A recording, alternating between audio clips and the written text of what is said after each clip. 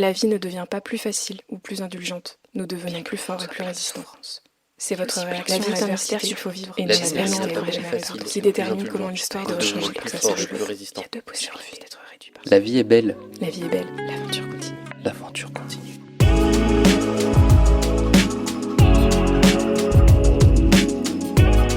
Bienvenue dans Histoire Kintsugi. Je suis Thibaut et je vous invite à un voyage extraordinaire là où les brisures deviennent des forces. Tout commence pour moi en 2003.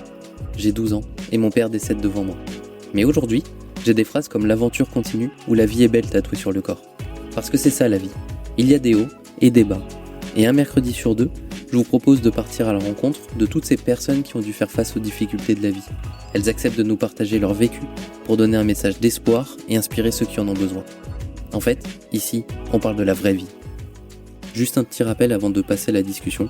Les récits qu'on partage ici peuvent toucher des cordes sensibles. Si jamais ça devient un petit peu trop lourd, faites une pause et parlez-en autour de vous si besoin. Si vous aimez ces discussions, je vous invite à mettre une note de 5 étoiles et à les partager autour de vous pour qu'ensemble, on donne inspiration et courage au plus grand nombre.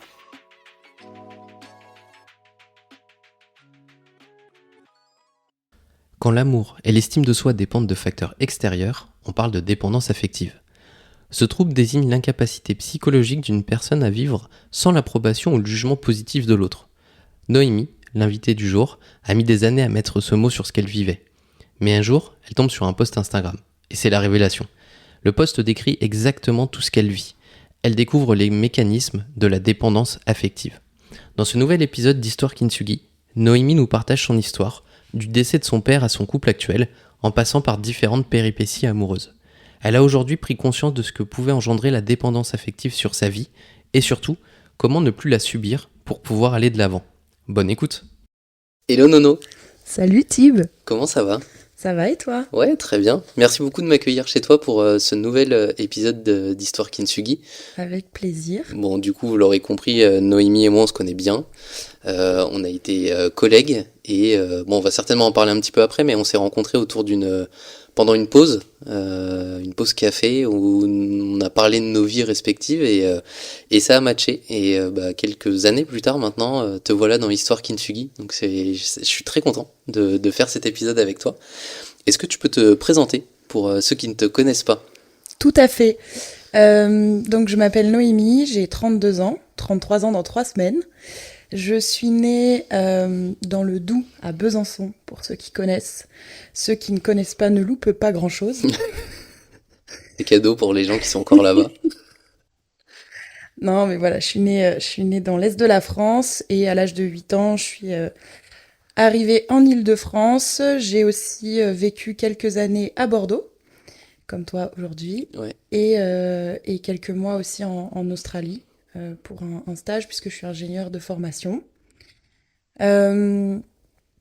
J'exerce une fonction commerciale dans une société spécialisée en recherche pharmaceutique et je suis passionnée de musique et aussi beaucoup de basket.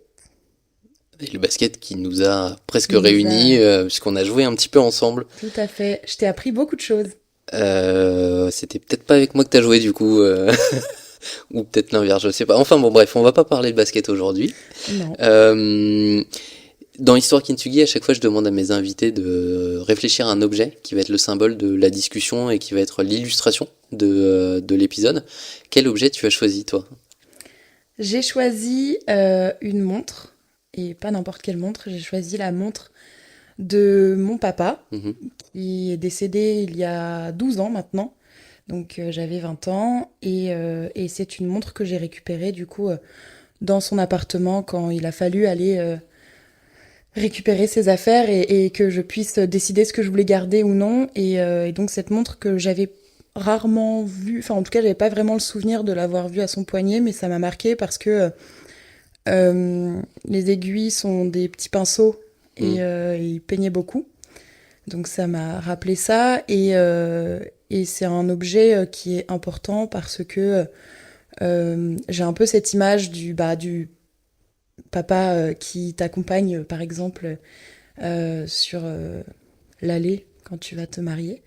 Et je me disais pour que même s'il est plus là, qu'il soit à mon bras, eh bien je porterai cette montre je pense, j'espère en tout cas, mais j'ai vraiment cette envie de porter cette montre à mon mariage pour avoir mon père à mon bras ce jour-là. Ok. Et au-delà de ces aiguilles en forme de pinceau, elle est comment cette montre sinon? C'est un bracelet en cuir, alors un peu usé, mais en cuir vert, Ok. vert foncé. Et après, ouais, deux petites aiguilles avec deux pinceaux différents. Ok. Bon, un objet lourd de symboles. Oui. Bon, là, on vient d'évoquer les 2 points qui nous ont réunis à cette pause café que je mentionnais, nos pères décédés et le basket. On va parler un petit peu d'autre chose aujourd'hui sur ton histoire. Écoute, je veux bien te laisser la parole. Je te vois faire des grands yeux quand je te dis ça, pour nous parler un peu de cette histoire. Peut-être on s'est préparé pour cet échange, mais aussi pour toi te rassurer. Le sujet qu'on évoque aujourd'hui, c'est un sujet qui a animé un petit peu toute ta vie et sur lequel on a eu l'occasion d'échanger aussi. On va parler de dépendance affective, comme ça c'est dit, et l'idée c'est de comprendre un petit peu comment ça t'a construit, comment toi tu as vécu avec ça, et où est-ce que tu en es aujourd'hui. Voilà, donc comme ça les gens savent de quoi on va parler, et je te laisse la main, Nono. Yes, donc la dépendance affective, en effet, c'est peut-être que beaucoup de personnes en ont entendu parler, en tout cas c'est un mot qui peut revenir souvent, mais c'est pas forcément évident de savoir qu'on est, je sais pas si on peut dire atteint ou qu'on a ce trouble-là, parce que je pense que c'est un vrai trouble. C'est vraiment lié à une histoire, à une construction. Donc je vais revenir là-dessus pour redémarrer un petit peu et puis expliquer tout le cheminement, puisque je m'en suis pas rendu compte très tôt. Enfin, c'est d'ailleurs assez récent et ça a fait un vrai changement dans ma vie et dans ma conception de beaucoup de choses, de mes relations amoureuses et autres. Et donc voilà, c'est tout un cheminement, tout un grand travail que j'ai pu faire pendant des années et des années. Et ce qui est important, c'est d'abord de voir comment ça a commencé, qu'est-ce qui m'a construit, et comment j'ai dû aussi déconstruire certaines pensées. Donc moi, je suis, comme je l'ai dit, née il y a un peu plus de 32 ans, et j'ai une histoire, une enfance qui est un petit peu difficile, avec des parents qui déjà, de par leur histoire, et je le sais aujourd'hui, sont eux-mêmes ont été très très touchés par des traumatismes eux-mêmes et qui faisaient de ces personnes-là des dépendants affectifs. Ok. Donc ce qui est de mon père, il a eu une enfance très très difficile avec une mère qui travaillait beaucoup, qui travaillait de nuit et qui dormait du coup la journée et qui était très très peu présente. Et un père assez sévère. Donc voilà, déjà lui-même avait une construction, en tout cas parentale, assez difficile, un peu déséquilibrée, et où il avait pas l'amour, l'attention, la place d'une mère, enfin voilà, la place qu'une mère doit prendre. Elle la prenait pas comme il le fallait, je pense. Et en tout cas, ça l'a touchée. Ça, je l'ai jamais su. Enfin, je l'ai su plus tard en discutant avec ma mère et après la mort de mon père. Donc, je reviendrai aussi un petit peu là-dessus. Et ma mère, elle est issue d'une grande famille, donc de 6 enfants. Et en fait, il faut savoir que quand ma grand-mère était enceinte de ma mère, elle a perdu un enfant jeune. Okay. Donc voilà, ils étaient 7 et ils n'étaient plus que 6. Et ce qui fait que je pense que c'est des choses qui se transmettent beaucoup. Et que quand ma mère est née, ma grand-mère était dans une profonde dépression. Donc elle ne lui a pas apporté non plus... elle a toujours été présente, mais elle lui a... forcément à ses dépens, en fait, sans le vouloir, sans le conscientiser même peut-être. Mais elle n'a pas eu nécessairement... autant... Elle n'a pas été avec ma mère comme elle a pu être avec ses frères et sœurs avant ce drame, évidemment. Ouais. Et je pense qu'il y a aussi des marques qui se font un peu in utero. Enfin, c'est des choses aussi assez intéressantes à comprendre. Mais voilà, je pense vraiment que les traumatismes se transmettent. Donc il y a eu beaucoup d'angoisse de la part, chez ma grand-mère, chez ma mère, l'angoisse de la mort. Et puis cette espèce de culpabilité. Ouais. À ses dépens aussi, mais voilà, je nais, ma mère est profondément déprimée. Où est ma place? Pourquoi? Est-ce que c'est ma faute? Enfin voilà, il y a un peu tout ça. Donc se sont rencontrées ces deux personnes profondément dépendantes d'une certaine affection pour retrouver, pour compenser, pour essayer de vivre avec ça sans s'en rendre compte, je pense. Je pense que mon père est parti sans savoir qu'il avait ce trouble-là, et je pense que ma mère ne le sait pas non plus. Donc je lui en ai peut-être déjà un peu parlé, mais voilà. Donc ils se sont bien trouvés, parce que forcément, ça matchait, ouais. Ça matchait, sauf que, du coup, ils ont vécu 4 ans...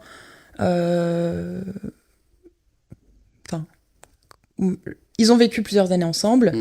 Moi, je suis née, et 4 ans après ma naissance, ils ont divorcé. Ok.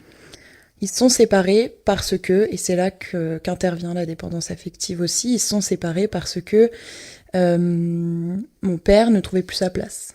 D'accord. Et parce que ma mère était accaparée par son bébé. Ok. Son enfant, ça...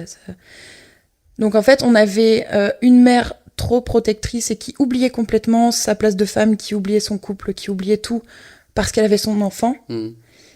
Et un père qui a manqué d'une mère, qui a pris ma mère pour sa mère un petit peu, et qui se retrouve avec une mère qui est vraiment... Enfin, une femme, tu vois, genre lapsus... qui se retrouve avec une femme maman, mais qui du coup oublie complètement sa place de femme. Et ça, c'est vraiment des années plus tard que ma mère m'a raconté que un jour elle rentre, elle le voit effondré sans comprendre pourquoi, et lui dit j'ai l'impression d'avoir 10 ans et d'être devant la porte en attendant que ma mère rentre ou daigne. Enfin voilà, donc il lui a verbalisé ça. D'accord. Ce côté, tu me délaisses, et là, en fait, j'ai l'impression d'avoir 10 ans et de pleurer comme un enfant pour de me sentir un peu délaissée. Donc voilà, et en fait, à ce moment-là, il tombe dans la dépression, à son tour. Il devient alcoolique. Et ça, je l'ai su que plus tard, mais ma mère, du coup, demande le divorce en espérant le faire réagir, parce qu'elle se dit que c'est plus possible, parce qu'il m'emmène à l'école en étant complètement saoul après avoir bu derrière la maison en cachette, parce que c'est très difficile de vivre avec une personne alcoolique, évidemment. Et qu'elle s'est dit, en fait, là, c'est soit on sombre tous les trois, soit je te sauve.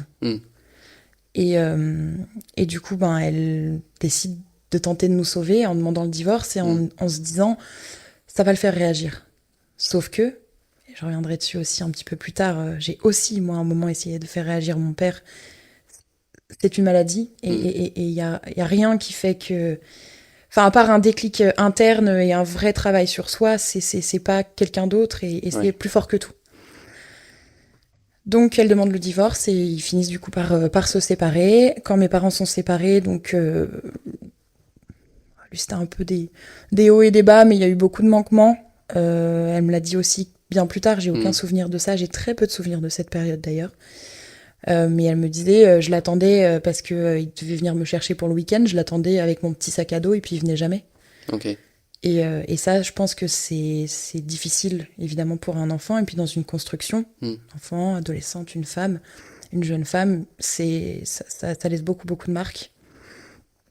Donc je grandis avec un père défaillant, qui est là parfois, et puis pas là souvent, avec une mère qui essaye de compenser, qui fait le travail de personnes au final, qui essaye de compenser un peu aussi, de compenser tout ça, mais qui du coup devient aussi très protectrice. Enfin, et puis qui, je pense, nourrit un peu aussi cette dépendance. Et donc, c'est un peu nous deux contre le reste du monde. Et en fait, pour un enfant, c'est aussi lourd à porter. Oui. Tu vois, à l'adolescence, c'est aussi compliqué. C'est quelque chose que tu as ressenti, ce poids, peut-être ? Ouais, j'ai ressenti que j'avais pas forcément la place d'un enfant auprès de ma mère, que c'était plus que ça encore. C'était quoi ? Tu le décris comment c'était beaucoup devoir passer du temps avec elle, de pas être trop souvent chez mes copines parce qu'il faut aussi que je passe du temps avec elle. C'était aussi une éducation assez stricte, mais pour compenser aussi un père complètement absent ou voire très laxiste. Okay. Parce que quand j'allais chez mon père, c'était des bonbons jusqu'à 5h du matin, la télé, enfin voilà. Mais du coup, je reviens un petit peu sur tout ça, mais mes parents se séparent, mon père est à ce moment-là complètement alcoolique, donc très très peu présent, voire pas du tout, et il décide de se faire soigner, et donc il connaît 10 ans de sobriété. Okay. Donc 10 ans où là j'ai enfin connu mon père, où j'ai partagé beaucoup de moments avec lui. Sauf que j'étais déjà en Île-de-France, lui était à Besançon, donc on se voyait que pendant les vacances scolaires, donc c'était rare, mais c'était vraiment des moments où mais tu vois, c'est pareil en fait, c'est bizarre, mais il vivait pour moi. C'est-à-dire qu'en fait, il était en pause toute sa vie, et puis la semaine où j'étais là, c'était je fais tout, quoi. Ouais. Donc il a jamais trop roulé sur l'or, c'était assez précaire, il vivait dans un studio, on avait un lit superposé, c'était très... Mais je pense qu'il mettait tout son salaire de côté tout le temps où j'étais pas là, et quand je venais, c'était Byzance. C'était tous mes repas préférés, montagne de bonbons, on va à la piscine, on va au cinéma, et si je dois te construire un château gonflable au milieu de notre studio, on va le faire, quoi. Mais c'est pas équilibré non plus. Tu vois, c'est très bizarre. Donc j'ai une semaine tous les 3 mois où c'est n'importe quoi, c'est nuit blanche, et j'avais entre mes 8 et mes 18 ans, quoi. Et puis après, le reste du temps à la maison, chez ma mère, c'était à 20h au lit, alors que t'as 16 ans, tu vois, c'est limite, je grossis le trait, mais c'est un petit peu ça. Pas de... si t'es en dessous de 15/20, t'es puni une semaine, genre de choses, quoi. Ouais, beaucoup plus strict. Très strict. Donc voilà, donc je me construis quand même avec... ce schéma parental très déséquilibré et beaucoup de traumatismes de part et d'autre qui s'expliquent, qui se comprennent aujourd'hui, mais voilà, il y a cette construction un petit peu difficile. Mon père, après 10 ans de sobriété, retombe dans l'alcool. Okay. Donc j'ai 18 ans à ce moment-là. Il oublie d'ailleurs de fêter mes 18 ans. Il me souhaite pas mon anniversaire. Alors, 18 ans, c'est quand même assez important, mais je pense que voilà. Mauvais moment. Voilà, mauvais moment. Il m'appelle et à chaque fois que je l'avais au téléphone, je comprenais qu'il n'était pas du tout lui-même, pas du tout sobre. Il m'a appelé pour je vais me foutre en l'air, des choses que t'as pas envie d'entendre à 18 ans, que t'as jamais envie d'entendre, mais voilà, un petit peu prendre la place du parent. C'est un peu bizarre, mais voilà, j'avais pas à entendre ça, et puis j'avais plein d'autres choses à côté qui étaient très compliquées aussi. J'étais en médecine à ce moment-là, c'était pas évident. Donc j'ai décidé de couper les ponts. Okay. Un peu comme ma mère des années plus tôt, où je me suis dit, mais en fait, c'est soit il m'entraîne dans sa chute, et je ne veux pas ça, et je vaux plus que ça. Soit je le fais réagir en lui coupant accès à la personne la plus chère à ses yeux. Je sais qu'il vivait pour moi. Ouais. Il a jamais refait sa vie. Il vivait pour moi, je le sais, mais c'est pareil. En termes de c'est pas normal, c'est pas une place normale, quoi. Donc je décide de couper les ponts, et il se passe 3 ans. Donc 3 ans sans le voir, sans lui parler. Et puis un jour, ma tante, donc la sœur de ma mère, dit qu'elle l'a croisé, qu'il semble aller mieux. Et je me dis, je vais lui envoyer une petite lettre, une petite carte avec quelques phrases. Je peux le dire si tu veux, c'est aussi une phrase que j'ai répétée à son enterrement. J'écris « Tu me manques, malgré le temps qui passe et les autres qui sont là. » Et je signe d'un petit N. Je me rappelle, c'était un petit carton comme ça, je lui envoie. Et puis un jour, j'étais en train de réviser à la BU, comme tous les jours. Et Et je reçois un message de sa part, il me met nono, point d'interrogation. Et là, mais je m'effondre, mais comme si on pensait que je venais d'apprendre une nouvelle horrible, en fait. Enfin, l'état dans lequel j'étais. Donc on commence à se reparler un petit peu, c'est un peu compliqué pour moi parce que ça fait 3 ans que j'ai coupé les ponts, que je sais plus trop comment faire, enfin c'est un petit peu difficile. Et en fait, on se rappelle 1 fois, 2 fois, puis je me rends compte que ce qu'il dit n'a pas beaucoup de sens, que je me dis mais en fait il est encore dedans, enfin, il a pas décroché, et je le reconnais toujours pas. Donc mon deuil, c'est pas, j'ai pas envie de ça quoi. Et pour autant, je me dis, allez, faut y croire. Je lui dis, promis, on se verra cet été, etc. Et un matin de novembre, j'étais chez mon copain. À ce moment-là, ça faisait quelques mois qu'on était ensemble, pas beaucoup. Ça sonne. On est en train de dormir à ce moment-là. Et ça sonne une 2e fois. Je dis, quand même, ça sonne, enfin, on va voir et tout. Il descend, puis à ce moment-là, je vois que il a un appel manqué de ma mère. Lui a un appel. Je regarde et moi, j'ai pas d'appel. Je me dis, mais c'est trop bizarre, tu vois. Genre, pourquoi elle l'appelle? Pourquoi ça sonne? Et il remonte, il me dit, c'est ta mère. Donc là, j'imagine le pire. Je pense tout de suite à ma petite sœur. Je descends et je vois ma mère et ma sœur. Donc là, je dis, ah, ma sœur va bien, ok. Pas du même père, pour info. Et là, elle me dit, ton père a eu un accident, il est dans le coma, est-ce que tu veux qu'on aille le voir?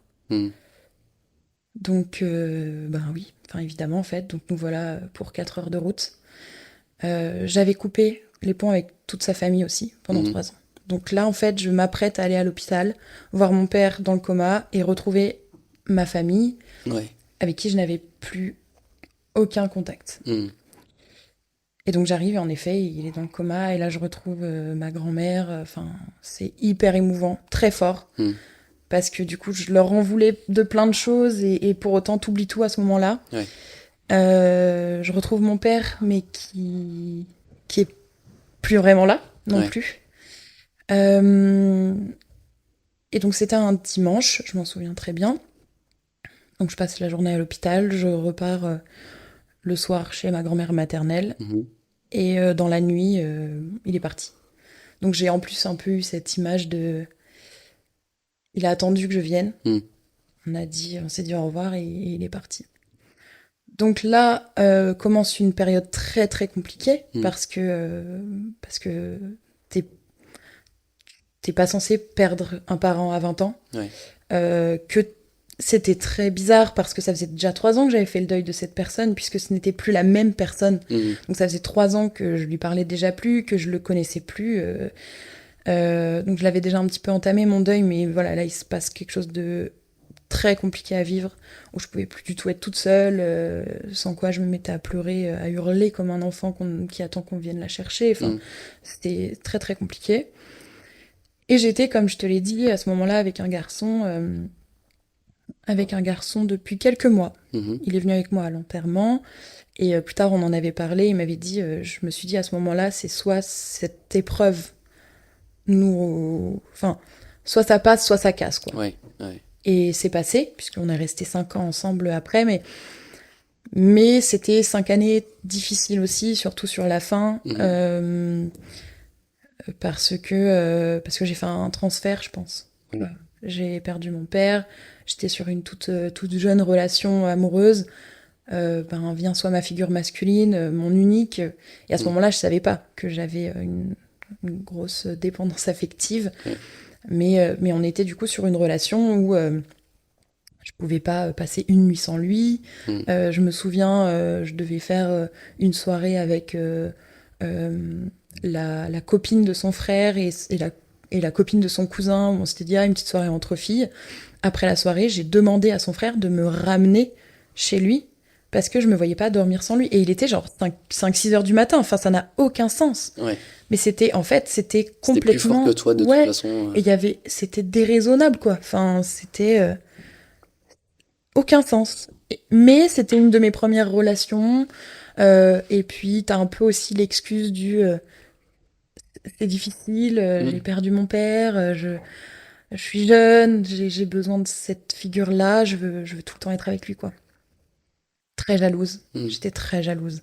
Je me disais, mais pourquoi moi? Pourquoi pas cette fille à qui il parle? Pourquoi pas son ex? Puis des choses que je ne tolère plus du tout aujourd'hui, mais de regarder ses messages, regarder ses réseaux sociaux, ce genre de choses, c'est terrible. Enfin, pour ceux qui nous écoutent, ne faites pas ça. C'est un bon conseil. C'est vraiment... ça n'apporte rien du tout. Et puis on se monte des histoires pour rien. Enfin, c'est... Mais voilà, une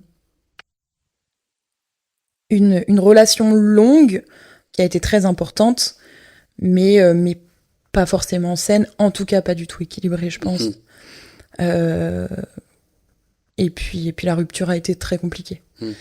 Ça a été dur parce que c'était moi qui me suis un peu lassée, un peu éloignée. Enfin voilà, c'était un peu compliqué. Et puis dès lors que il a décidé, enfin en fait j'ai toujours poussé un petit peu à bout mes partenaires en mode et je l'ai compris plus tard et je pense que c'est intéressant, mais en fait quand on a parce qu'on parle de dépendance affective, mais il y a aussi beaucoup tout ce qui est autour de la peur de l'abandon, du rejet. Et ça, je l'ai clairement, et on l'a compris. Enfin voilà, rien qu'à voir l'image de la petite fille qui attend avec son sac à dos, son père qui vient jamais. Enfin, c'est vraiment cette image que j'ai là pour illustrer ma peur de l'abandon, mais c'est ça, et c'est en moi. Et ça se comprend. Et en fait, des années plus tard, et après des années de thérapie et avec ma psy, il s'avère que quand on a peur d'être abandonné, on fait tout pour l'être. C'est très bizarre. Hein, pour garder le contrôle, quelque part. Et ça peut être ça pour certaines personnes, mais moi, c'est plus pour voir jusqu'à où tu es capable de m'aimer. Jusqu'à quand tu es capable de rester. Quels immondices, enfin le mot est peut-être un peu dur, mais jusqu'où je peux te maltraiter pour que, enfin, et pour autant tu resteras. Et c'est un peu ça. Et enfin, je parle de maltraitance, c'est pas physique ou quoi, tu vois, mais vraiment dans mon comportement, je m'en rends compte aujourd'hui que c'était vraiment très compliqué pour mes partenaires, parce que j'avais pas du tout mis le doigt sur tout ce que j'ai fait après. Mais donc un peu pour me protéger et pour me dire, bah, je vais voir jusqu'où t'es capable de m'aimer et jusqu'à... Voilà. Donc, je l'ai poussé à bout. Mais sauf que quand il partait, bah, j'étais effondrée, en fait. Et donc, lui, quand il m'a quittée, mais ça a été horrible. Ça a été des années et des années. Et c'est à ce moment-là que j'ai commencé à devoir faire le deuil de mon père. Et c'est là où je m'en suis rendu compte, en fait. J'avais complètement obstrué le truc. Évidemment, j'étais triste, je pleurais... Mais c'est vraiment au moment où on s'est vraiment séparés, où là je me suis dit mais enfin c'est horrible. Enfin, c'est comme si tu avais perdu 2 personnes à ce moment-là, c'est en ça. fait. Et je lui avais dit, je sais plus exactement, mais je lui avais dit les deux personnes les plus chères au monde, enfin les 2 hommes les plus importants pour moi sont plus là. Et je sais pas comment faire. Et j'avais plus de figure masculine et j'avais l'impression de ne plus rien avoir, quoi. Donc c'était pas évident. J'ai mis des années à m'en remettre. Nous, on s'est connus quelques années après, mais du coup, j'étais célibataire, à chercher l'amour dans tous les coins de rue. Et c'est ça aussi, la dépendance affective. C'est être prête à accepter n'importe qui. Si tant est qu'on te donne un petit peu d'attention. Mais c'est marrant parce que tu évoques le fait qu'on en parlait.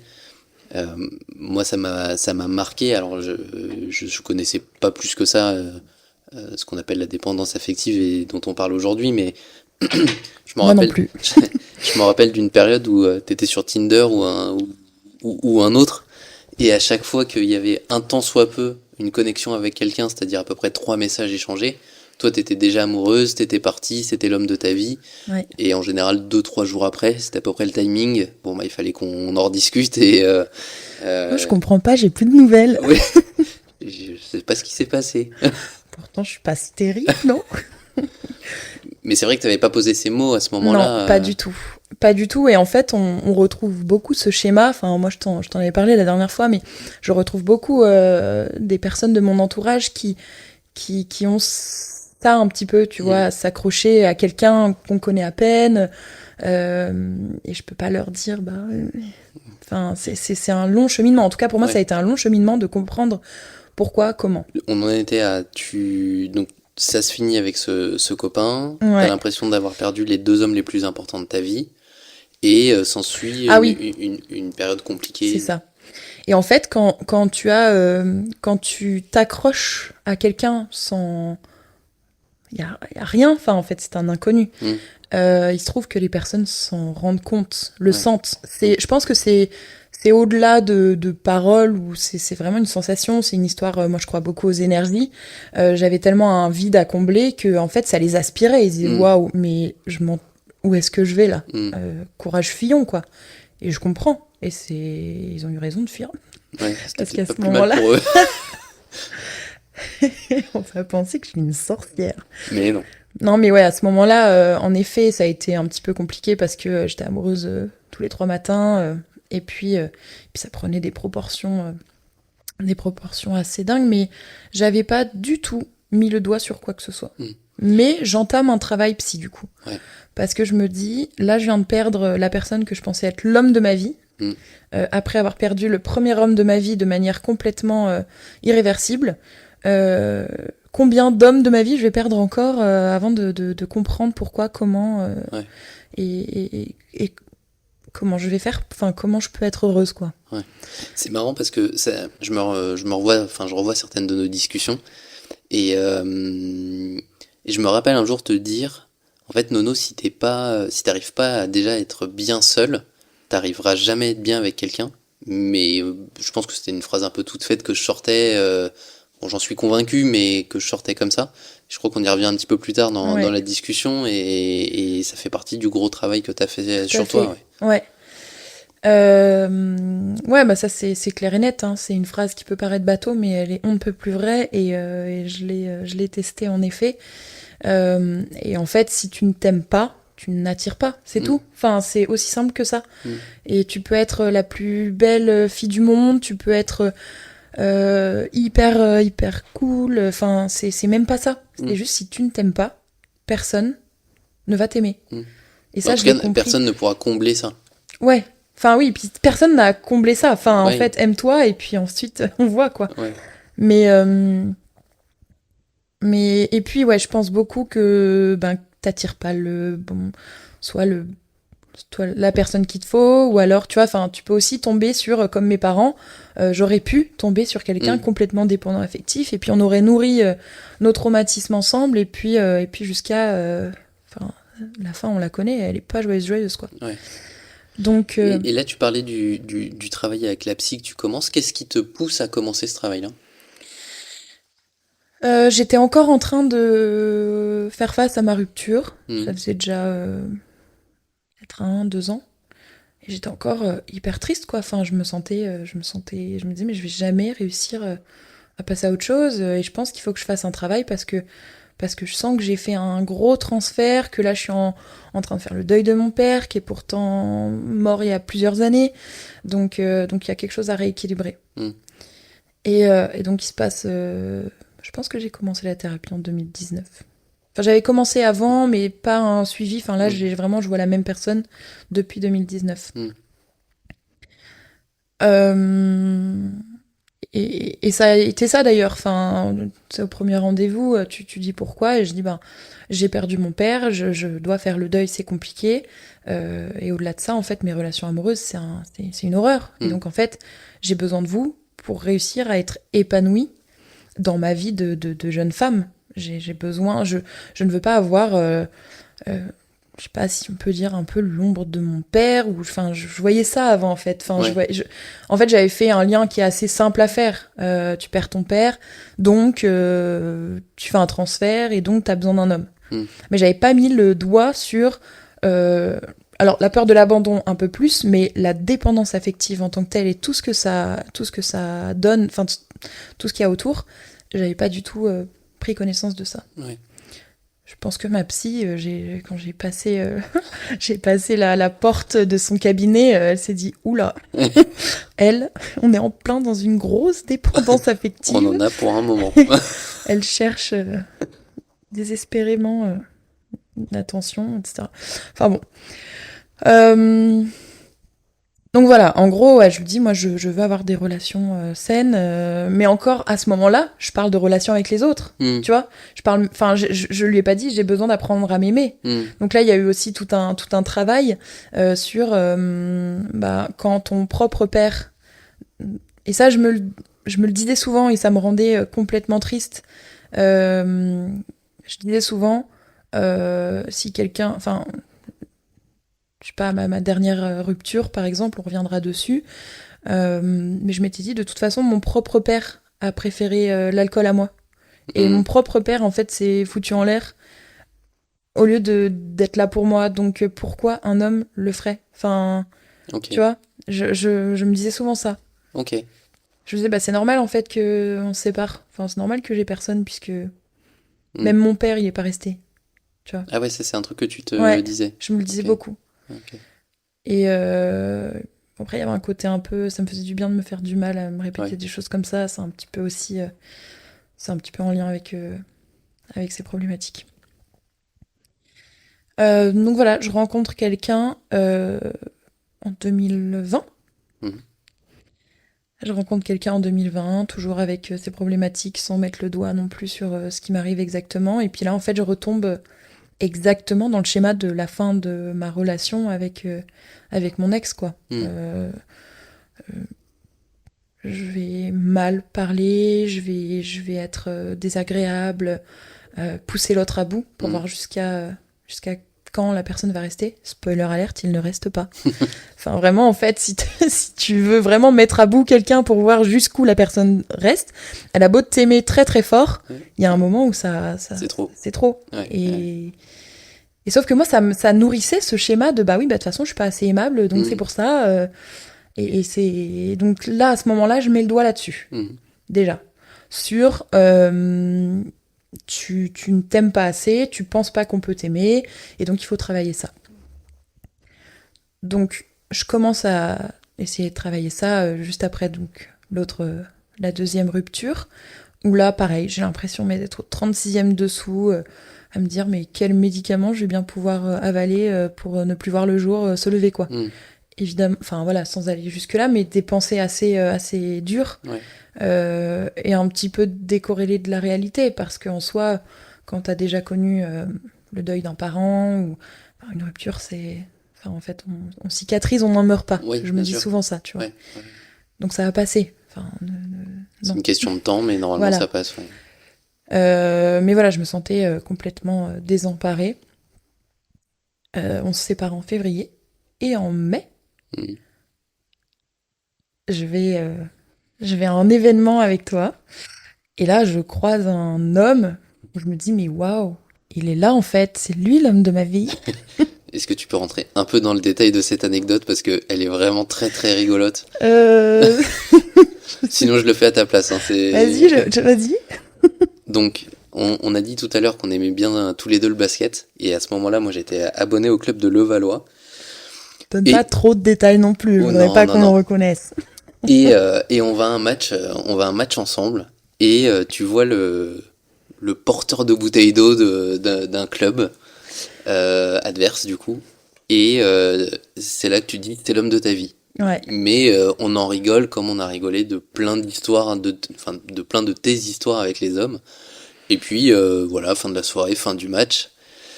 Et je crois que c'est le lendemain ou peu de temps après, en tout cas, tu me dis que en fait tu parles avec cette personne, tu l'as retrouvée sur Instagram et t'as pris contact avec lui. Ouais. Et j'allais être complètement dingue. T'étais un peu taré, ouais. Mais oui, voilà, je me dis vraiment, mais je me mets en tête que cette personne, elle est faite pour moi et je me dis waouh, love at first sight, quoi, tu vois. Je le vois. En plus, on était placé haut quand même. Enfin, on n'était pas juste à côté, ouais. On le voyait de loin, s'il faut. Il aurait pu être pas du tout ce que j'imaginais. Mais donc, ouais, je me dis, j'ai rien à perdre, je vais le contacter. Et en fait, l'histoire, c'est vrai que le scénario, il est grave beau. Et c'est ça aussi. C'est que du coup, quand tu tu as ces troubles-là, tu fantasmes tout le temps, tu vis ça, tu t'es jamais dans le présent, c'est que dans l'histoire, c'est que dans le et si, c'est que dans le c'est sûr en fait, je devais aller à ce match, je devais le rencontrer et on va devoir se marier, c'est sûr. Ouais. Et ce qui fait que on s'est vu plusieurs fois et c'était très chouette, mais en fait je suis devenue il a compris que j'étais complètement folle et il avait aucune patience parce que oui, il faut aussi beaucoup de patience pour supporter. Mais là, je me dis, attends, comment tu peux te sentir aussi mal pour quelqu'un que tu connais aussi peu? Cette personne, c'est personne pour toi. Ah oui, c'est vrai. Va vraiment falloir m'expliquer, quoi. Ouais. Et en même temps, je scrolle sur Instagram, comme à peu près 6 heures par jour. Non, je travaille aussi. Non, j'ai aussi un métier. 8 sur Insta. Maintenant, j'ai remplacé par TikTok. Ah d'accord, ok. 4 et 4 du coup, 4 heures sur l'un, 4 heures sur l'autre. Non, je travaille 2 heures quand même. Ah, ça va alors. Ouais, mais donc je scrolle sur Insta et là je vois une publication, mais qui, je pense que le divin me l'a apporté. Le cercle vicieux de la dépendance affective. Et autour, du coup, tout un tas d'éléments. Il y en a 11. Je réponds aux 11 critères. Ah ouais. C'est-à-dire que j'en lis un, je me dis, ah oui, ça aussi. Waouh, mais c'est moi. Et en fait, à la fin, c'est limite, on aurait pu mettre une photo de moi au milieu de ces 12 points, quoi. Enfin, c'était vraiment... Tu les as, ces points? Tu les veux? Ouais. Ouais, je pense que ça peut être intéressant si vous vous reconnaissez, on va dire, sur au moins 5 de ceux-là, et qu'en plus vous avez une histoire de construction un petit peu défaillante. Peut-être que... Il y a peut-être un truc à creuser. Peut-être un petit truc à creuser. Baisse de l'estime de soi. Donc le côté pas assez aimable, enfin ce genre de choses, ou de s'écraser pour quelqu'un, enfin voilà. Besoin d'être rassuré, ça oui, tout le temps. Et puis pas de la bonne manière, quoi. C'est vraiment tu vas me quitter, enfin c'est complètement désagréable ça en couple. Ouais. Vouloir tout contrôler. Ouais. Ça, très contrôle fric, encore un peu. Ouais. Incapacité à vivre le moment présent, j'en ai parlé, donc beaucoup vivre dans le fantasme, ressasser le passé. En fait, je faisais que ça. Je ressassais le passé, je me disais, ah mais j'aurais pas dû faire ça, j'aurais plutôt dû faire ça, j'aurais pas dû dire ça. Et puis je fantasmais l'avenir. Mais jamais, jamais, au grand jamais, le moment présent. Ouais. Peur d'être seule. Ouais. Alors ça, complètement. J'en parle souvent avec ma meilleure amie, mais avant j'étais incapable d'être seule. Donc je vivais en coloc. Dès que j'étais toute seule, il fallait soit que j'appelle quelqu'un, soit que j'invite quelqu'un. Je ne passais pas de moment toute seule. Jamais. Jamais. Anxiété, angoisse. Donc ça, oui. Besoin excessif de l'autre. Ouais. J'en ai parlé aussi pour ma première relation, mais ça a été globalement toujours le cas. Jalousie, méfiance. S'oublier, se sentir inférieur. Ça va un peu en lien avec la baisse de l'estime de soi, mais oui. Essayer de plaire sans cesse. Et les deux points vont un petit peu ensemble, mais et accepter des relations toxiques. Ouais. Et en fait, c'est ça. T'essayes de plaire, t'acceptes, même si c'est toxique. Et c'est ce que je t'avais dit la dernière fois, mais à l'époque, si on m'avait dit « Oh, j'ai grand besoin d'un paillasson », j'aurais dit « Ouais, bah ouais, vas-y, je peux être ton paillasson ».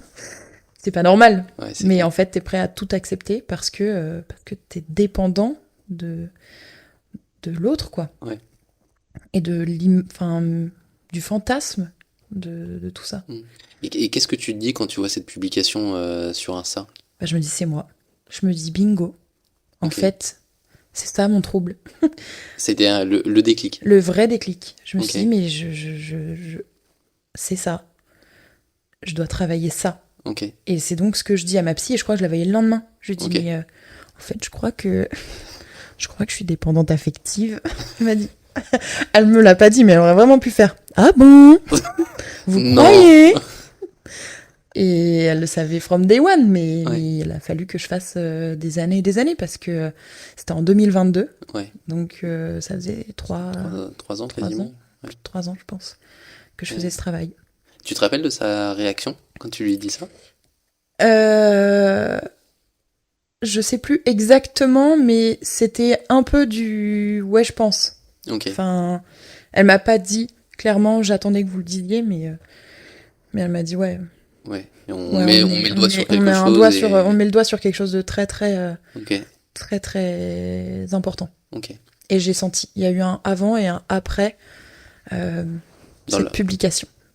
De ton côté, tu veux dire, ou dans l'accompagnement aussi avec la psy? De mon côté principalement, et dans l'accompagnement aussi, mais parce qu'en fait, à partir de cet été-là, j'ai eu moins besoin. Okay. En fait, très vite, elle m'a beaucoup dit. À chaque séance, elle me disait waouh, quel progrès, waouh, waouh, waouh. Et je suis passée de la voir 2 fois par mois à 1 fois tous les 2 mois, quoi, aujourd'hui. Okay. Donc en fait, il y a eu un énorme progrès que je faisais moi-même. Ouais. Dès que j'ai mis le doigt un petit peu là-dessus, c'était un petit peu comme si je checkais chaque truc et je me disais ok, baisse de l'estime de soi, peur d'être toute seule, faut qu'on regarde chacun des points et qu'on décortique tout ça et qu'on travaille dessus, quoi. Okay. Et surtout que je me remette au centre. Et en fait, cet été-là, je me suis dit, il y a une seule personne. Et malgré tout l'amour, parce que je suis entourée d'amour, enfin, j'ai la chance d'avoir un entourage extrêmement bienveillant, j'ai des proches géniaux, donc je suis jamais seule. Ma mère, ma sœur, elles sont toujours là pour moi, elles sont hyper importantes et elles sont toujours là. Mais malgré tout l'amour que ces personnes me portent, la seule et unique personne qui ne m'abandonnera jamais, c'était moi. Parce que la vie est faite comme ça, parce qu'on est et parce qu'on meurt, et c'est comme ça. Et qu'entre les deux, faut essayer de vraiment tout faire pour être la meilleure version de toi-même, pour être le mieux possible, te sentir le mieux possible, et que ta vie soit la plus douce, quoi. Et quand t'as plein de traumatismes et que en plus t'as hérité des traumatismes de tes parents, etc., c'est pas évident. Oui, et puis ce que tu disais, c'est que tu étais dans la reproduction d'un schéma qui n'était pas le bon, donc forcément tu t'enfermes dans quelque chose. Et c'est dur de changer ça, en fait, de changer cette mécanique.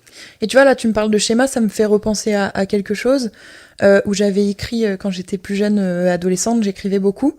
Et je me rappelle que j'avais écrit comme si j'étais la moi enfant, que je parlais à mes parents, et que je disais, est-ce que, en fait, vous m'avez trop aimé et que vous avez oublié de vous en aimer, et que donc vous êtes séparés. Et en fait, j'ai aussi très longtemps un petit peu cette culpabilité de la séparation de mes parents. Ah ouais. Et tu vois, quand j'en ai parlé des années après avec ma mère, au final, c'est un peu vrai. Enfin, culpabilité non, parce que c'est pas de ma faute, mais en soi, ça a été un peu l'élément déclencheur.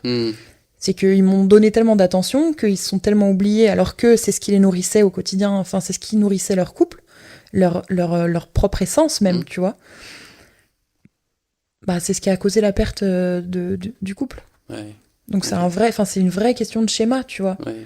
Et je suis persuadée que si je n'étais pas sortie de ça et que soit j'avais rencontré quelqu'un qui avait ce même trouble, ou voilà, ça aurait jamais fonctionné. Ouais, je comprends. Ok. Donc ouais, je me dis là, il faut que je me remette au centre, il faut que j'apprenne à m'aimer, il faut que je fasse tout ce qu'il faut pour être bien avec moi-même.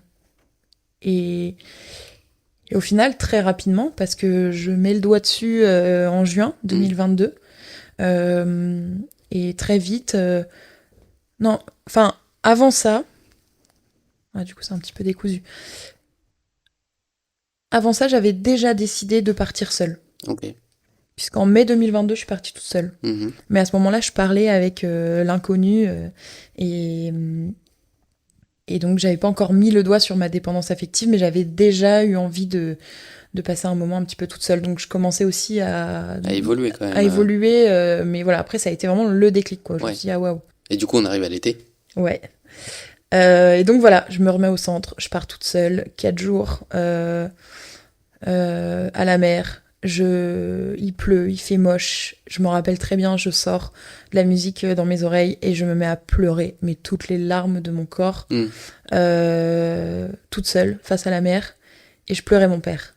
Ok. Là, je sentais, en fait. Donc, tu vois, ce voyage seul, ça a aussi été un petit peu, allez, là, c'est bon, t'es au bout du bout, tu l'as fait ton deuil, mais maintenant, lave-toi de toutes ces émotions. Ok.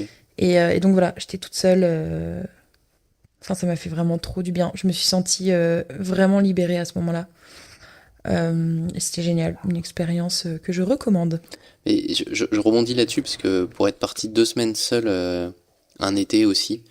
Alors moi j'ai pas de problème avec la solitude comme toi tu l'as mentionné tout à l'heure. Pour le coup de là à partir seul en vacances, il y a quand même un gap. Mais comme tu viens de le dire, moi je le recommande parce qu'on se retrouve seul avec soi-même. Moi je me suis rendu compte qu'en fait j'étais pas si seul que ça et que en fait tu te rends compte que tu peux facilement parler avec des gens. Et par contre, tu te reconnectes avec tes émotions, avec tes envies. Si tu as envie de manger un truc, bah, tu manges et puis c'est réglé. Si tu as envie de dormir, regarder. Et je pense que ça fait vraiment du bien, effectivement, de se reconnecter avec soi-même. Il y a un vrai côté ressourçant. Enfin, c'est vraiment ça, tu vois. J'ai pas à subir le rythme d'autres personnes. J'ai pas à faire de compromis. C'est moi et moi. Ouais. Et il y a un côté hyper doux. Et ressourçant.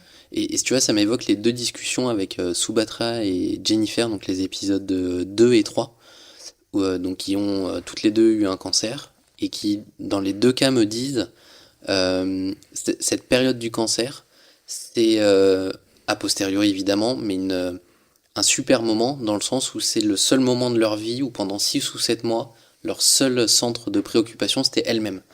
Et ça, on l'a jamais en fait dans une vie si on prend pas ce temps-là. Alors là, on parle de 4 jours, moi je parlais de 2 semaines. C'est déjà des très belles étapes. Et je pense que c'est bien de pas attendre d'être malade pour prendre ces étapes-là et essayer de faire le point et d'avancer. Ouais. Et de réaliser, en fait, depuis, je sais pas si toi ça t'a fait ça, mais il y a un côté où après ton rapport au temps et à l'ennui est complètement différent. Ouais. C'est-à-dire qu'en fait, à partir du moment où tu as été capable de passer 4 jours, 2 semaines tout seul, et tu vois, moi après ce voyage-là, mon train a été retardé de 2 heures, je me suis dit, mais c'est quoi 2 heures ? Enfin, en fait, je peux rester 2 heures à attendre mon train puisque je viens de passer 4 jours solo. J'ai pas peur, je vais prendre un bouquin comme je l'ai fait pendant 4 jours, je vais aller me balader un petit peu comme je l'ai fait pendant 4 jours. Enfin, et en fait, depuis cette expérience-là, j'ai vraiment un rapport à la solitude évidemment et au temps complètement différent. Moi qui étais quelqu'un qui m'ennuyait beaucoup parce que j'ai une petite sœur mais on a 14 ans d'écart donc j'ai été fille unique pendant longtemps. Et j'ai vraiment été cette petite fille à dire à ma mère tout le temps je m'ennuie quoi. Ouais. Et donc tout le temps me sentir très seule et à m'ennuyer beaucoup. Ouais. Et ouais, en partant tu te dis mais plein de choses à faire. Toujours des choses à découvrir, un bouquin à ouvrir, colorier, peindre, écrire, écouter de la musique en regardant la mer, en pensant un petit peu à ce qui te fait du mal et comment extérioriser tout ça. C'est hyper chouette. Donc toi, t'as senti ce reset du coup vraiment à ce moment-là. Ouais, et un reset, puisque j'avais pas encore mis le doigt sur la dépendance affective, etc. C'était plus... c'est bon, là mon deuil il est fait. Il est jamais vraiment fait évidemment, mais là je sens que je suis libérée d'un poids. Okay. Allez, maintenant on passe à l'autre travail. Puisque voilà, t'as fait le deuil de ton père, maintenant apprends à être une femme indépendante, émotionnellement.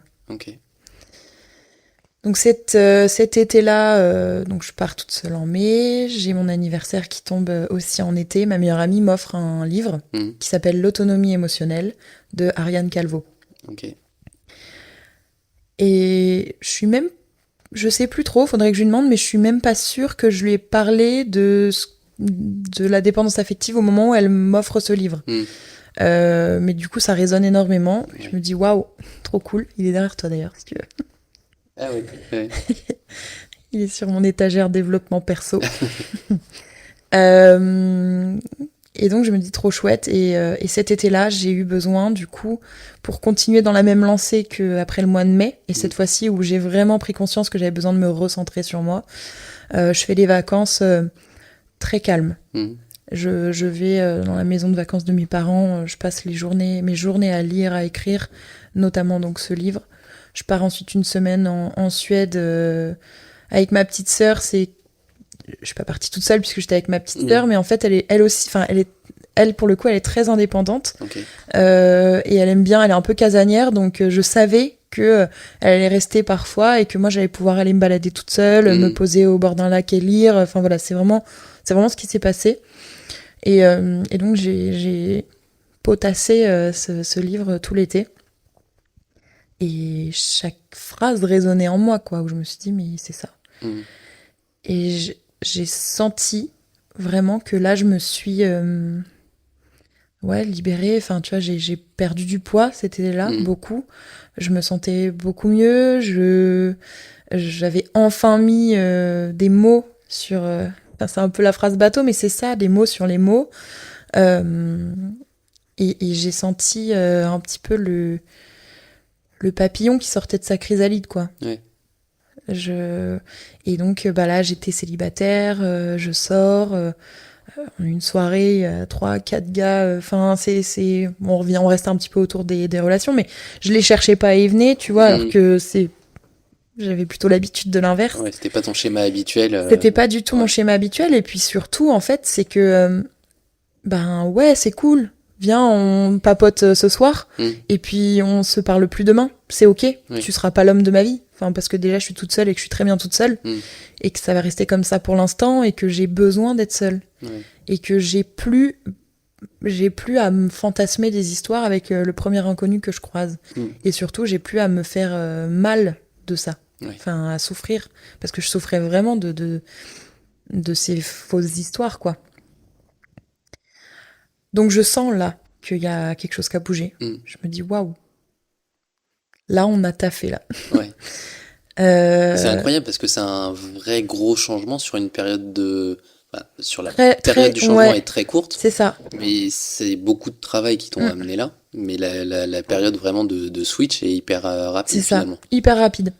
C'était bon après enfin c'est aussi enfin c'était jamais fini. Oui. Enfin, il y a toujours un vrai travail à faire, mais ouais, j'ai vraiment senti un avant, un après.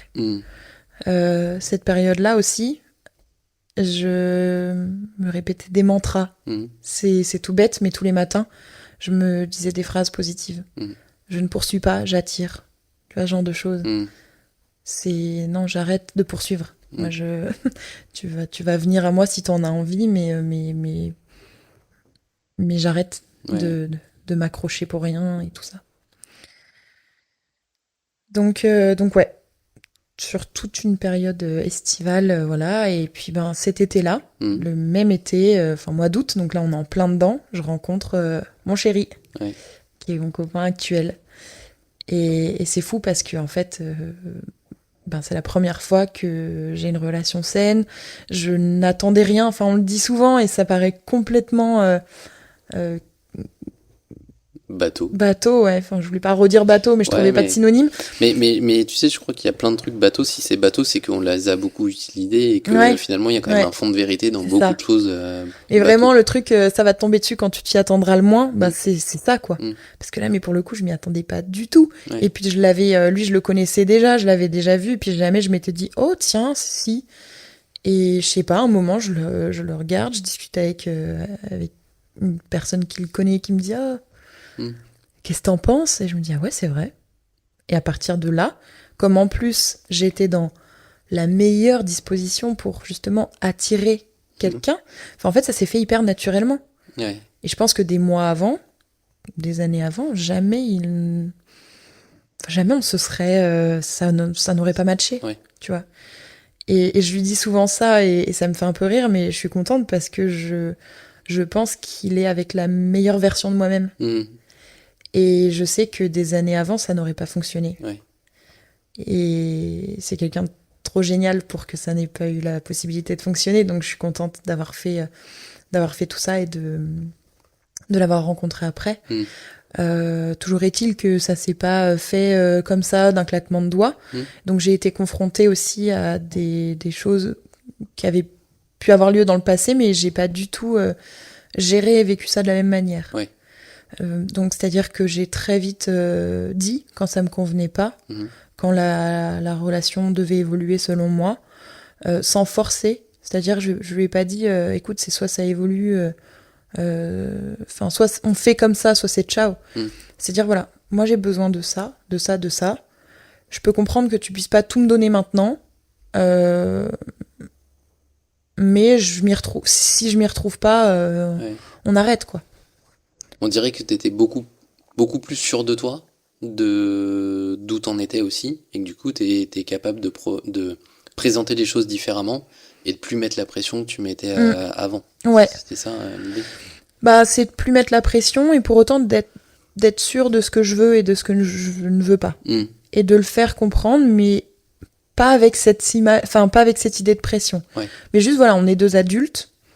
Donc, voilà, je sais que on a mis un peu de temps avant de se dire en couple, etc. Mais c'était ok. Parce que je m'y retrouvais sur plein d'autres aspects.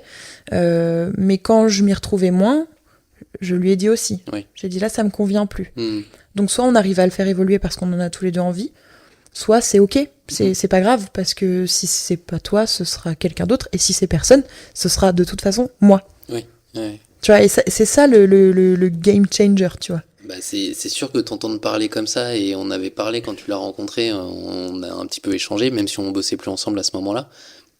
C'était plus la même Noémie, c'est clair. Enfin, de l'extérieur en tout cas, c'était plus les mêmes discussions. Et moi, je te trouvais beaucoup plus... Le mot qui me vient à l'idée, c'est sereine, en fait. De se dire, bah... Ouais, ce que tu viens de dire, c'est qu'en fait, il y aura toujours toi, que lui soit là ou pas, toi, tu seras toujours là. Ouais. Et du coup, c'est ok, en fait. Ouais. Et puis sereine sur ce que je peux aussi être amenée à lui apporter. Peut-être me sentir un peu plus aimable. Enfin, justement, de me dire, bah, oui, ça peut être moi aussi. Ouais. Et donc, il n'a pas de raison d'aller voir ailleurs. Ouais. Et s'il me répond pas pendant 2 heures, c'est pas parce qu'il allait voir ailleurs. Tu vois, ces schémas-là, je les avais avant. Ouais. Mais plus du tout. Enfin, j'ai toujours été très très sereine. Après, je me suis souvent dit, est-ce que notre relation est saine parce que c'est la bonne personne ou parce que j'ai beaucoup cheminé ? Et je pense que c'est un peu des 2, évidemment. Mais voilà, j'ai la chance, et c'est aussi mon conseil, mais il faut vraiment être avec quelqu'un qui sache communiquer et comprendre. Donc c'est quelqu'un qui est très à l'écoute, avec qui on peut beaucoup parler, et qui accepte qu'il y a des traumatismes en moi. Ma psy me parle d'un dragon, mais ce dragon, il sera toujours en moi. Mon histoire, je n'en dédie qu'une petite partie, mais mon histoire, mes traumatismes, c'est en moi, et ça me construira toujours. Ouais. On fait avec, mais c'est hyper important de mettre le doigt sur beaucoup de schémas pour essayer d'en sortir au maximum. Ouais. Mais je sais qu'il faudra toujours être patient avec moi, que parfois je deviens complètement zinzin, mais parce que j'ai aussi cette construction-là, et qu'à ce moment-là, il faut se dire, ok, attends, là c'est les traumatismes qui parlent, ça va passer, quoi. Ouais. Mais t'as gagné une conscience, une conscience, confiance aussi, mais une conscience de toi qui te permet de le dire aujourd'hui. Oui. Et ça, c'est ça, de l'expliquer un peu plus. C'est quand même plus. assez génial d'arriver à dire à la personne, écoute, il y a des moments où ça sera plus l'image que j'ai envie de te donner, c'est ce qu'il y a au fond qui va parler. Essaye de l'apprivoiser aussi. Ouais. Ça sera pas drôle pour toi, et ainsi de suite, mais moi je trouve ça génial d'arriver à le dire. Ça n'empêche pas le fait que ça peut être le mauvais moment, ça peut être violent selon comment les choses s'expriment, mais au moins la personne, elle peut s'y attendre et elle peut le gérer différemment. Et après, je pense qu'il faut aussi une personne qui ne va pas nourrir ça. Ouais. Tu vois, quand ça arrive, c'est bien aussi que la personne... parce que moi, j'ai toujours été assez accaparante, un petit peu avec mes anciennes relations, un peu la petite chef, tu vois, et à pas être trop recadrée. Et lui, en fait, il laisse pas place à ça. Justement, tu vois, on dit que quand t'es dépendant affectif, t'as besoin d'être rassuré. Il me le dit souvent, lui. Il me dit souvent, c'est pas à moi de te rassurer. Ouais. Tu vois, il y a des fois où je vais reprendre un petit peu ces automatismes, et je vais dire, ah, mais machin, tu m'aimes, ou enfin, tu vois, et il me dit, mais enfin, je vais te le dire, je te l'ai déjà dit, je te le redirai, mais c'est pas à moi de te rassurer, en fait. Ouais. Et c'est hyper intéressant d'avoir aussi cette personne-là, et c'est pour ça que je dis que cette relation, à mon avis, elle est hyper saine, déjà parce que j'ai fait ce travail, mais aussi parce que je pense que c'est la bonne personne. Parce qu'il est patient, mais pour autant, faut pas le faire chier. Ouais. Tu vois, enfin, il n'accepte pas tout, et il faut pas, en fait, que quelqu'un accepte tout, parce que après, le dragon, il prend trop de place. Ouais. Tu vois, il faut pas non plus laisser. Donc, il faut que moi je le contrôle. Et quand ça devient un petit peu trop fort et que il sort un petit peu trop, il faut aussi que la personne dise « wow Ouais. ». Par contre... Et lui, pour le coup, est quelqu'un d'extrêmement indépendant. Et ça me fait beaucoup de bien aussi. Ah ouais. Parce que, tu vois, là, ça fait 2 ans qu'on est ensemble, on vit pas ensemble et c'est ok. Je sais qu'on vivrait ensemble, mais moi, je suis trop bien, là, aujourd'hui, dans mon appartement, toute seule. Ouais. Et en fait, on partage les bons moments, on se voit très souvent et c'est super. Mais j'ai pas besoin de vivre avec lui. Ok. Et au-delà du besoin, est-ce que c'est une envie, aujourd'hui? Une envie, oui. Ouais. Mais c'est ça qui est chouette. C'est j'ai envie, mais j'ai pas besoin. Donc, j'ai envie, mais c'est pas encore nécessairement le moment. Donc, on va se laisser le temps et puis c'est ok. Ok. Je m'y retrouve quand même. Ouais. C'est assez dingue parce que quand on revoit le début de la discussion où tu parlais de vraiment cette dépendance, et moi je te connais, d'entendre aujourd'hui, ça fait 2 ans que t'es avec quelqu'un et c'est pas grave si vous vivez pas ensemble, alors que à l'époque, tu parlais de 2 heures sans réponse, j'aurais pu dire 5 minutes, c'était presque un drame déjà. Mais je vivais autour de ça en plus. Hein. C'est ouf le changement. Dingue, ouais. Ouais. Et quel regard tu portes aujourd'hui sur tout ce passé, avec voilà, ta connaissance actuelle, avec ton regard actuel?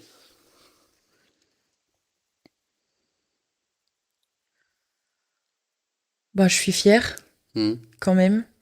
Parce que ça peut paraître... on peut dire la dépendance affective, mais en fait, c'est beaucoup de choses. Enfin, là, j'espère qu'on peut le comprendre, mais c'est très douloureux. C'est très compliqué de même s'en rendre compte.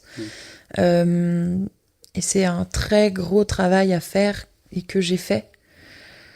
Ce qui fait que ça peut parfois aussi me rendre un petit peu intolérante quand je vois que des personnes proches de moi n'ont pas fait ce travail.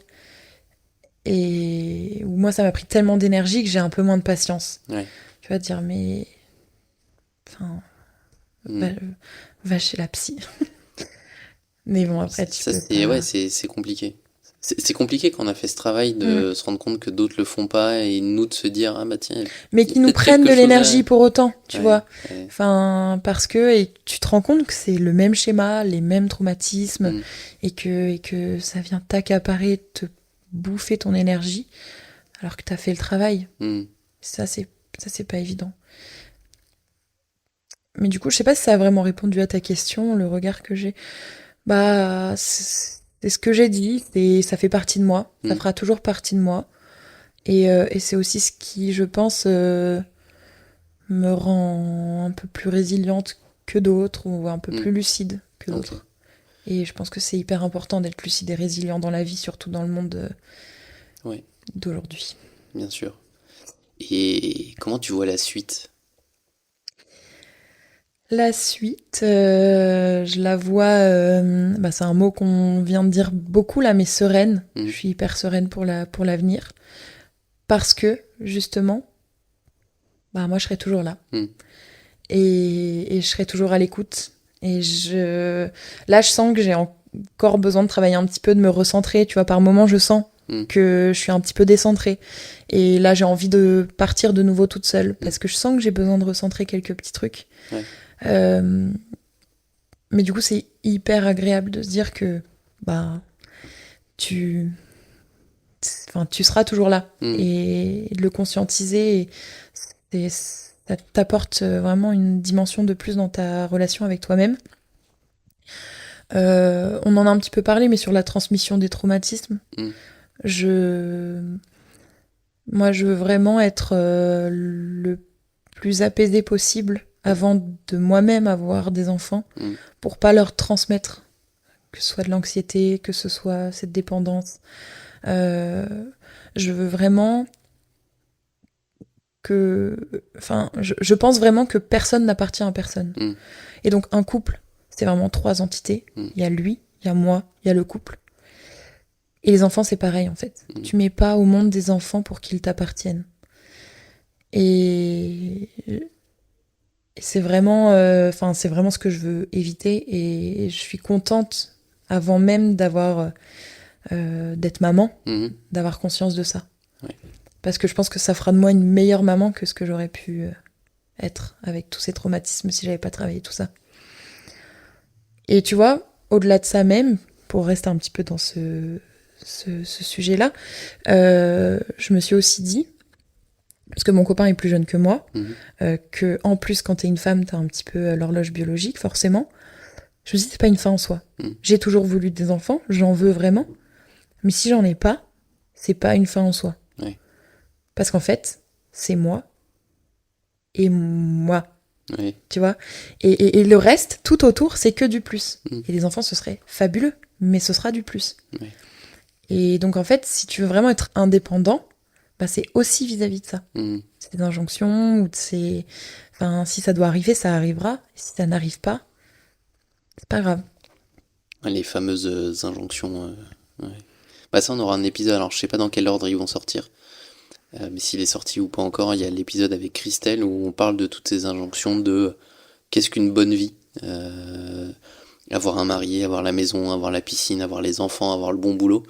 Et pour le coup, on voit avec elle que ça lui a pas apporté que du positif. Donc, et encore une fois, je pense que c'est vraiment un peu la leçon à garder de ce que tu nous racontes, c'est que la seule personne qui reste, c'est nous. Et que tout ce qu'il y a autour, c'est du bonus et des choses en plus. Mais il faut qu'avec nous, on soit alignés, quoi. C'est ça. C'est exactement ça. Il faut se centrer, s'auto-centrer. Sans oublier, enfin, pas être un monstre d'égoïsme non plus, hein, mais sentir quand on est un petit peu loin de ce qui nous anime ou ce qui nous apaise. Ouais. Mais je pense que c'est important d'être un minimum égoïste. Et effectivement, sans rejeter tout ce qu'il y a autour. Mais moi, je rejoins la nono actuelle. J'aime bien être avec des gens, j'aime bien interagir. Il y a aussi des moments où je suis très content d'être seul et j'ai besoin de ça. Et je suis capable de le dire aux gens. Dire là, si t'as un truc de prévu et que je suis pas là, ça me va bien de rester à rien faire parce que j'ai besoin de ce moment pour être avec moi et moi, le fameux. Et je peux pas, moi je peux pas interagir une semaine avec des gens. Par exemple, ça c'est quelque chose qui est trop compliqué pour moi. Ouais, c'est bien de pouvoir le dire. Ouais. C'est pas évident, mais si on parle aussi de prendre soin de soi, c'est aussi et un peu en lien avec les injonctions, mais on n'a pas à se forcer en fait. Oui. T'es invité à un anniversaire, mais tu le sens pas, ben tu devrais pouvoir dire, je suis désolée là, j'ai pas l'énergie. Et c'est ok. Ça fait pas de toi ça fait pas de toi quelqu'un qui n'est pas important pour moi. Mais je suis plus importante. Enfin, tu vois, c'est un peu... Mais on est tellement pas habitué à entendre ça qu'on n'arrive pas à le dire. Et effectivement, après, on nourrit certains schémas, chacun le dragon qu'on a en nous. Ouais, c'est pas évident. Nono, merci beaucoup pour tout ce partage. Merci à toi. Je sais que tu étais un peu stressée du fait que ce sujet, est-ce qu'il allait intéresser en tout cas, moi, il m'a beaucoup intéressé déjà. Et je suis sûr qu'il intéressera d'autres personnes parce que on sent que tu as fait un gros travail sur toi, que ça t'a permis d'évoluer pour le mieux. Et ce que tu partages, je suis sûr qu'il y a plein d'autres gens qui le traversent à un moment donné. Donc merci beaucoup pour ce partage et à bientôt. À bientôt, merci beaucoup.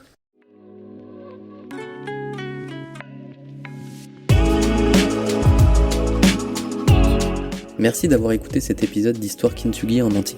Si la discussion vous a plu, inscrivez-vous pour ne pas rater les prochaines histoires, partagez-la à 3 personnes autour de vous et mettez une note de 5 étoiles avec un commentaire pour m'aider à faire connaître ce podcast. Et puis si vous connaissez quelqu'un qui pourrait partager son histoire, vous pouvez m'écrire sur le compte Instagram du podcast, histoire_kintsugi, ou par mail à l'adresse thibaut@histoire-kintsugi.fr. Merci pour votre écoute, on se retrouve dans 2 semaines pour une nouvelle histoire.